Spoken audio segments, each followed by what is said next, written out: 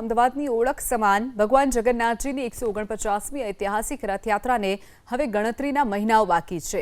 ત્યારે આ વર્ષે ભગવાનનું મામેરું કરવાનો રૂડો અવસર તેજસભાઈ દવે પરિવારને પ્રાપ્ત થયો છે।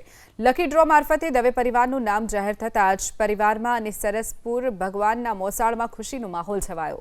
તેજસભાઈ દવે અને તેમનો પરિવાર છેલ્લા 5 થી 7 વર્ષથી ભગવાનના મોસાળું એટલે કે મામેરું કરવા માટે આતુરતાથી રાહ જોઈ રહ્યા હતા। આ વર્ષે ભાગ્યશાળી ડ્રોમાં તેમનું નામ ખુલતા વર્ષોની મનોકામના તેમની પૂર્ણ થઈ છે। ભક્તોમાં એવી માન્યતા છે કે ભગવાન જેને ઈચ્છે તેને જ પોતાનું મામેરું કરવાનો લાભો આપે છે।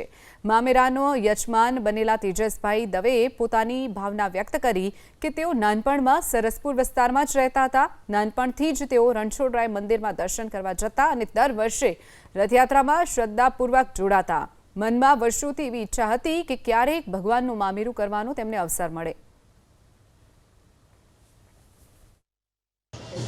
बस आ बहु खासा टाइम थी आ ट्राय करता था अमे अमारो परिवार अने आ अवसर मळ्यो छे ते बदल बहु आपणे हमना बधाने खुद परिवार ने बधाने आनंद छे अने सरस रीते भगवान आपणे अहींया एमनो बिराजे ने आपणे एमनी सेवा करीए एवी दिलथी भावना छे। કેટલા સમયથી આપણે અહીંયા આપણે નામ લખાવ્યું એટલે રાહ જોતા હતા? लगभग 7-1 વર્ષ જેવુંથી હતું અને પહેલાં અમે અહીંયા જ રહેતા હતા।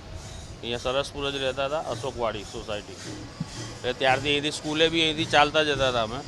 તો ત્યારથી વર્ષોથી એવી ઈચ્છા એમ કે કોઈક વાર આવું થાય એમ। બધા આનંદમાં છે। હું પોતે બહાર જ હતો અને ત્યાં હું દ્વારકા હતો ને ફોન આવ્યો કે ભાઈ તમારો ડ્રોમાં નંબર લાગ્યો છે ને। એ વર્ષોથી ઈચ્છા હતી કે એકવાર આવું મામેરું આપણાથી કંઈ થતું હોય તો કરીએ એમ, પણ લાગતું નહોતું પણ થઈ ગયું અને ભગવાનના આશીર્વાદ।